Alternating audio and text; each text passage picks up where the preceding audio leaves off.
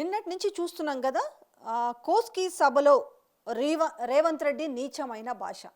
నేను ఇక్కడ ముఖ్యమంత్రి అనే పదం ఎందుకు వాడతలేనంటే కనీసం రేవంత్ రెడ్డి తన పదవిలో కూర్చున్నానన్న కొంచెమన్నా ఇంగితం అనేది గుర్తుండి ఉంటే, ఎందుకంటే నేను ఇంతకుముందు చాలాసార్లు వీడియోలలో చెప్పిన, అంటే ఈ బూతు భాష నాకే పేటెంటు, ఇంకెవడు మాట్లాడకూడదు, ఎవడన్నా మాట్లాడినా లేకపోతే దాన్ని ఖండించినా కూడా నేను తీసుకెళ్ళి జైల్లో పెడతా, ఎందుకంటే అధికారం ఉంది కదా, నిన్ననే మాట్లాడింది కదా మా పోలీసులు అని. ఇక్కడ ఏ పార్టీ అధికారంలోకి వస్తే ఆ పార్టీకి సంబంధించిన పోలీసులా, లేకపోతే తన ఇంటి దగ్గర గులాంగిరి చేస్తున్న పోలీస్ వ్యవస్థ అనుకోవాలి ఆ మాట మాట్లాడిందంటే. అసలు ఆ మాటలు చూస్తుంటే వెగటు పుడుతున్నాయని చెప్పాలి. మళ్ళీ మళ్ళీ గుర్తు చేసుకోవాలంటే కూడా చాలా జుగుప్సాకరంగా ఉంది. కానీ కాకపోతే తెలంగాణ ప్రజలకు అసలు కథ ఏందో తెలవాలంటే మేము ముందు పెట్టాలి కాబట్టి తప్పనిసరి పరిస్థితి. ఒక్కసారి కష్టంగానే ఉంది. ఏంటది? లాగులో తండరు, డ్రాయలు లాగుతా, ముడ్డి మీద తంతా. అసలు ఇవేనా నిజంగా ఒక ముఖ్యమంత్రి మాట్లాడిన మాటలు? ఎందుకు ఆ పదవిని దిగజారుస్తారని మీరు నన్ను అంటారా? ఎగ్జాక్ట్లీ అందుకే నేను ఇక్కడ ముఖ్యమంత్రి అనే పదాన్ని పక్కన పెట్టి ఇక్కడ రేవంత్ రెడ్డి అనే పదాన్ని తీసుకునే మాట్లాడుతున్నాను. ఎందుకు ఇంత ఆక్రోశం అసలు? ఒకవేళ మీకు తెలంగాణ తొలి ముఖ్యమంత్రి కేసీఆర్ మాట్లాడిన మాటలు అభ్యంతరకరంగా ఉంటే నిన్న సభలో అదే మాట మాట్లాడాల్సి ఉండ్రి.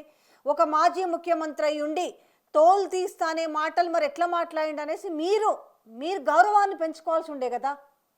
నిన్న మీరేదో స్థాయి స్టేచర్ అని మాట్లాడారు కదా. రేవంత్ అన్న ఒక్కటి చెప్పనా, అసలు స్థాయి స్టేచర్ అంటే ఏంది చెప్పండి? అంటే మనకు ఒకప్పుడు ఎట్లున్నాము, ఇవాళ ఎట్లున్నాము, సో ఇవాళ మనకు ఒక రాజప్రసాదం లాంటి బంగ్లా, లేకపోతే పెద్ద పెద్ద కార్లు, మనం వాడే షూస్, మనం వాడే చొక్కాలు చాలా కాస్ట్లీ కాబట్టి ఇక మనము స్టేచర్ గురించి మాట్లాడుకోవాలి. దాని గురించి అయితే ఏంటి అసలు స్థాయి అంటే ఏంది, స్టేచర్ అంటే ఏంది? ఈ అవ్వ లాగులో తొండలు ఇచ్చి కొత్త బిడ్డ నేను అనుకుంటున్నావేమో. నా సంగతి ఇంకా తెలియదు. మీ నాయనని అడిగి ఇంటికి పోయి చెప్తాడు. అమెరికాలో బాత్రూమ్లు అడిగినట్టు అనుకుంటున్నావు నాతో మాట్లాడు అంటే, నేనేదో మార్చుకుంటూనే పోని అవల పోరోడి గాలికి తిరిగేటోడి గాలికి అంతో నాకెందుకని. తెలంగాణ ప్రజలకు మంచి పనులు చేసి తెలంగాణకి ముందుకు తీసుకువెళ్ళి తెలంగాణలో బతుకుతున్న బతుకు జీవులను మార్చి బతుకు చిత్రాలను మార్చి గత 2014 ముందు ఎట్లుంది, 14 తర్వాత తెలంగాణ పల్లెలు ఎట్లుండే, మోడువారు పైన పల్లెలను పచ్చదనంగా మార్చి తెలంగాణ ప్రజల్లో గుండెల్లో నిలిచిపోయిందన్న విషయం మీకు కూడా బాజాప్తా తెలుసు. కరెంటు లేక కష్టాలు పడ్డ తీరు మీరు గుర్తు చేసుకున్న వైనము సాక్షాత్తు అసెంబ్లీలో మర్చిపోయారా? మా నాయన చచ్చిపోతే కనీసం ఆడ కరెంటు లేదు, కరెంట్ ఆఫీసర్లకు ఫోన్ చేసి బతిలాడితే 2 నిమిషాలు కరెంటు వేసినారు, కనీసం స్నానం కూడా చేయలేదు, చావు స్నానము, నెత్తిన నీళ్లు చదువుకొని పోయినామని చెప్పారు. ఇది యాదికి మర్చిరా మీరు? మా తండ్రి గ్రామీణ ప్రాంతం నుంచి హైదరాబాద్కి వచ్చి చదువుకొని ఇక్కడ ఉంటే మా తండ్రి మరణిస్తే ఊరికి వెళ్ళాం అధ్యక్ష. దహన సంస్కారాలు అయిన తర్వాత స్నానం చేసి ఇంటికి పోవాలి అధ్యక్ష. చిన్నప్పుడు ఏ బావిలో అయితే ఎండాకాలం వస్తే రోజుల తరబడి ఈత కొట్టిన బావి ఎండిపోతే బోర్ దగ్గరికి వెళ్ళి స్నానం చేద్దామంటే కరెంటు లేదు అధ్యక్ష. నాకున్న పరిచయాలను బట్టి కరెంటు విడిపించుకుంటే బోర్ వేస్తే నీళ్లు పోస్తలేదు అధ్యక్ష. నా తండ్రి చచ్చిపోతే స్నానం చేయాల్సిన ప్లేస్లో నెత్తి మీద నీళ్లు చల్లుకొని ఇంటికి వచ్చినాం అధ్యక్ష. అంటే మీరు ఒక్కరే మాట్లాడాలి అంటే నియంతలాగా హిట్లర్ పాలనలాగా తెలంగాణలోని నిన్న వేదిక మీద అందరినీ మీరు భయభ్రాంతులకు గురి చేసిరా. నేను ఊకోను, నేను దిగితే ఎట్లుంటుంది అని మాట్లాడిరానంటే, అంటే ఇవాళ బీఆర్ఎస్ని కల్వకుంట్ల కుటుంబాన్ని నేనున్నంత వరకు, రాజకీయాల్లో ఉన్నంత వరకు నేను అధికారంలోకి రానివ్వను అన్నారు. అంటే ఏందన్నట్టు అర్థం? అంటే మీ ఓట్లు మీరే వేసుకుంటారా? జనరల్గా ఎవరికైనా ఇదే డౌట్ వస్తుంది. మీ ఓట్లు మీరే వేసుకుంటారా? ప్రజాస్వామ్యంలో ఇంకా ప్రజలు ఓట్లు వేసుకునే అవకాశం ఇవ్వరా? ఏ ధైర్యంతో మీరు అంటే ఎట్లా మాట్లాడిరా మాటని? అంటే ప్రజల ఒపీనియన్స్ మీకు అవసరం లేదు, ప్రజల భావోద్వేగాలు మీకు అవసరం లేదు. అధికారం ఉంది, అధికారులు మీ చేతిలో ఉన్నారు కాబట్టి నేను వేదికలెక్కితే ఏదైనా మాట్లాడతా, ఏదైనా చేస్తా అనేసి గతంలో నిండు అసెంబ్లీలోనే మహిళల్ని, మహిళా జర్నలిస్ట్ని బట్టలు కూడా తిప్పి బజార్లో కొడతా అన్నారు కదా మీరు. ఇవాళ మీరు ఎట్లయితే ఉన్నారో మీ సోషల్ మీడియా వాళ్ళు కూడా అంతే బరి తెగించి ఈరోజు ప్రశ్నిస్తున్న వాళ్ళ గురించి ఎంత అసహ్యంగా మాట్లాడుతారో తెలుసా? మరి అదే మేము మీ కుటుంబ సభ్యుల గురించి మాట్లాడితే ఎట్లా ఉంటుంది? సన్నాసులు ఎట్లా తయారైనరు తెలుసా? డైరెక్ట్గా పేర్లు పెట్టి పోస్టులు పెట్టలేక ఇండైరెక్ట్గా పోస్టులు పెట్టేసి సునకానం పొందుతున్నారు, సునకానందం. మరి మీ ఇంట్లో ఆడవాళ్ళ గురించి పెడితే అంటే మీకు అంత చులకన? కేవలం మీ దృష్టిలో ఇవాళ ముఖ్యమంత్రి సీటు తప్పితే మిగతా వాళ్ళందరూ కూడా ఈరోజు చేతగానోళ్ళు. మీ స్థాయి ఏ స్థాయి అయ్యా మీది? ఏ స్థాయి? ఎక్కడి నుంచి వచ్చి మీరు మర్చిపోయిరా? అయితే ఇవాళ స్థాయి కావాలంటే అందరు ముఖ్యమంత్రుడే అయ్యి ఉండాలా? తెలంగాణ ప్రజల్లో ఎంత చులకనైపోతున్నారు మీరనే విషయం అంటే నేను ప్రతిపక్షంలో ఉన్నప్పుడు తొడగొట్టి సవాల్ చేసి ఏమైనా మాట్లాడినా కాబట్టి అందుకే నన్ను ముఖ్యమంత్రి చేసిండ్రు. ఇవాళ కూడా ఇట్లనే మాట్లాడితే మళ్ళా నన్ను ముఖ్యమంత్రి చేస్తారనే భ్రమలో ఉన్నారా? ఇది నేనంటున్న మాట కాదు, యావత్ తెలంగాణ ప్రజలు మాట్లాడుతున్నారు. ఎక్సెప్ట్ మీ కాంగ్రెస్ వాళ్ళు తప్ప కావచ్చు, వాళ్ళ మనసులో కూడా నేను తిట్టుకుంటున్నాను. మంత్రులు కూడా అవాక్కయ్యారట, ఏంది ఎంత నీచమైన భాష ఏంది, కనీసం మీకు లేకపోవచ్చు ఆ కూర్చున్న ముఖ్యమంత్రి సీటుకైనా కూడా విలువనివ్వాలి కదా అనేసి. కనీసం ఆ ముఖ్యమంత్రి సీటు పైన ఎవరిని కూర్చోబెట్టినా కూడా ఆ సీటుకు ఒక గౌరవం వస్తుంది, అందులో కూర్చున్న వాళ్ళకి ఒక గౌరవం వస్తుంది అంటారు. కానీ ఈరోజు మీరు కూర్చున్న సీటునే అప్రతిష్ట పాలు చేసి ఇవ్వాలి. మీరు ఏందా గలీజ్ భాష? మీరు ఏదైనా ఉంటే కొట్టుకోండి, ఒకరి మీద ఒకరికి ఏమైనా పాత కక్షలు ఉంటే, ఈగోస్ ఉంటే ఓ గ్రౌండ్లో బరిగీసి కొట్లాడుకోండి. కానీ తెలంగాణ ప్రజల ముందు అక్కడ మహిళలు కూడా ఉన్నారు కదా, ఏం మాట్లాడుతున్నారు మీరు? లాగులో తొండలిడుస్తా, అసలు మీకు ఏమన్నా కొంచెమన్నా ఉందా? ఎదురుగా మహిళలు లేరు మీ ముందు? మీకు ఎవరి మీద అయితే నచ్చదో వాళ్ళ మీద పెట్టుకోండి. నేను కేసులు పెట్టలేదు, నన్ను 131 కేసులు పెట్టిరు నా పైన, నేను పెట్టట్లేదంటే దమ్ముంటే పెట్టమని అడుగుతున్నారు కదా. ఇక్కడ మీరు పెద్దగా ఇందులో వాళ్ళకేమి మీరు ఉదాహరణగా వాళ్ళ మీద ప్రేమ చూపించాల్సినంత అవసరం లేదు కదా, ఏదో మీరు కనికరం చూపించినట్టుగా. మీ భాషకి ఈరోజు అందరు బాధపడుతున్నారు.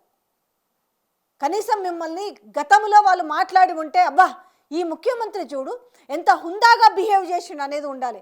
కానీ మీరు ఇంకా దిగజారిపోయేసి రేపు ఈ మాటలు మాట్లాడితేనే, ఈ భాష మాట్లాడితేనే రాజకీయాల్లో నెగ్గుకొస్తామనే ఒక మీరు సాంప్రదాయాన్ని తెరకు తీస్తున్న వైనం కనబడతలేదా? ఎంతమందిని బెదిరిస్తారు, ఎంతమందిని జైళ్ళలో పెడతారు, ఎన్ని జైళ్ళు కడతారు?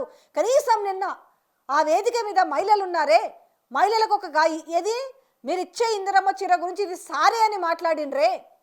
మరి మీరు ఇస్తాన్న ఏవి మహిళలకు ఇస్తున్న 2500 ఏంది? మీరు అసెంబ్లీలో కళ్యాణ లక్ష్మి గురించి మాట్లాడదామా అన్నారు, ఏం మాట్లాడలేరా? ఏమిచ్చారు మీరు కళ్యాణ లక్ష్మి గురించి? ఏం మాట్లాడు? తులం బంగారం ఇస్తా అని చెప్పలేదా? నిన్న దాని గురించి ప్రస్తావించరా? అసెంబ్లీలో చర్చ చేద్దామని మాట్లాడతారా? రైతు బంధు గురించి చర్చ చేస్తారా? ఏం చేస్తారు? మీరు వచ్చి 2 సంవత్సరాలు దాటింది, 4 క్రాప్లకు ఇవ్వాల్సిన వాళ్ళు ఒక క్రాప్ అంతా ఆల్మోస్ట్ 1 ఎకరము 2 ఎకరము గుంటలకు ఇచ్చేసి ఎగదొబ్బి పెట్టేసిరు. లోకల్ బాడీ ఎలక్షన్స్ వస్తాయన్న దాంతో 9,000 కోట్ల అకౌంట్లలో వేసామని చెప్పారు. ఇక రైతు రుణమాఫీ గురించి మీరు ఎంత చేస్తామన్నారు? మీ భాషలోనే మాట్లాడదాం, మీ లెక్కలోనే మాట్లాడదాం కదా. 30,000 కోట్లు చేస్తామన్నారు, ఇప్పుడు మీరే చెప్తారు కదా 21,000 కోట్లు చేస్తామన్నారు. మరి మిగతా 9,000 కోట్లేవి? ప్రజలు మర్చిపోయినరా? మరి మహిళలకు ఇస్తాను 2,500 రూపాయలేవి? పెన్షన్లేవి? పెరిగిన పెన్షన్లేవి? పెంచినరా? మీరు ఈరోజు బీఆర్ఎస్ఏ కాదు, సామాన్యులను ఎవరైనా అసెంబ్లీకి పిలిచి నిలబెట్టి మాట్లాడించండి. మీరు ఏం చేసిరన్న దానికి చెప్పుతో సమాధానం చెప్తారు. భాష చాలా అభ్యంతరకరంగా ఉంది. ఆ రోజు ఎప్పుడో ఒక రైతు మాట్లాడిందని చెప్పి ఇద్దరిని తీసుకుపోయి మహిళా జర్నలిస్ట్ జైల్లో పెట్టారు కదా, ఇప్పుడు మిమ్మల్ని ఏ జైల్లో పెట్టాలి మరి? ఓహో అధికారం ఉంది కాబట్టి అందరూ వంగి వంగి దండాలు పెట్టాలి, ఎవరు ప్రశ్నించకూడదు. ప్రశ్నిస్తే జైల్లో పెడతారు, ప్రశ్నిస్తే వేధిస్తారు. ఇదే కదా మీరు నేర్పుతుంది సోషల్ మీడియాలో కూడా. కనీసం నిన్న ఎదురు చూసిరు ఏదన్నా సంక్షేమ పథకాల గురించి ఏమన్నా చెప్తారేమో, ఏమన్నా భరోసా ఇస్తారేమో అనేసి. మరి ఈరోజు తెలంగాణ వాళ్ళు మేధావులంతా కూడా మరి ఎట్లా నోరు మూసుకున్నారో అర్థం కావట్లేదు. ఈ భాషను ఎంజాయ్ చేస్తూ కూర్చున్నారా? భాష ఎవరు మాట్లాడినా తప్పే ఇంత అసహ్యంగా. గత ముఖ్యమంత్రి మాట్లాడలేదా అన్నారు. గత ముఖ్యమంత్రి మాట్లాడితే ప్రజల ముందర దోషిగా నిలబెట్టాలి. కానీ ఈ ముఖ్యమంత్రి అయినా హుందాగా ప్రవర్తించాల్సిన అవసరం లేదా? మీరు ప్రజల ముందుకు వచ్చి మాట్లాడుతున్నారు. మీ ఇద్దరు బాహాబాహి కొట్లాడుకోవట్లేదు కదా.